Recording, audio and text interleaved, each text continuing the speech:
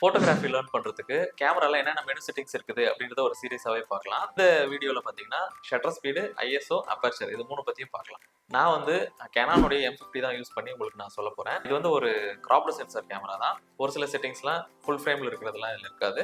ஆனால் பேசிக்காக நம்ம லேர்ன் பண்ணுறதுக்கு இந்த கேமராவே போதுமானது. வாங்க பார்க்கலாம். ஃபர்ஸ்ட் நம்ம கேமரா ஆன் பண்ணோடனே இப்படி தான் இருக்கும் மெனு சிஸ்டம். இதில் ஃபர்ஸ்ட் 3 இருக்குது ஷட்டர் ஸ்பீடு, அப்பர்ச்சர், அப்புறம் ஐஎஸ்ஓ. நான் உங்களுக்கு ஈஸியாக புரியுறதுக்காக இன்ஃபோ பட்டன் கிளிக் பண்ணி நம்ம லைவ் வியூ போயிடலாம். இதில் பார்த்தீங்கன்னா பின்னாடி ஒரு டால் இருக்குது, அதை தான் ஒரு ஃபோட்டோ எடுக்க போகிறோம். ரொம்ப அண்டர் எக்ஸ்போஸாக இருக்குது. ஸோ நம்ம ஃபர்ஸ்ட்டு ஷட்டர் ஸ்பீடை குறைச்சி பார்க்கலாம். அரௌண்ட் ஒரு 160 அந்த மாதிரி வைக்கிறேன். அப்பயுமே நமக்கு அண்டர் எக்ஸ்போஸில் தான் இருக்குது, எந்த சேஞ்சஸுமே இல்லை. ஸோ அப்பர்ச்சரை ஃபுல்லாக ரெடியூஸ் பண்ணி பார்க்கலாம். நமக்கு பேக்ரவுண்ட் பிளரும் கிடைக்கும். இப்போ பார்த்தீங்கன்னா ஓவர் எக்ஸ்போஸ் ஆகிடுச்சு. ஸோ ஐஎஸ்ஓ நம்ம குறைச்சி பார்க்கலாம்.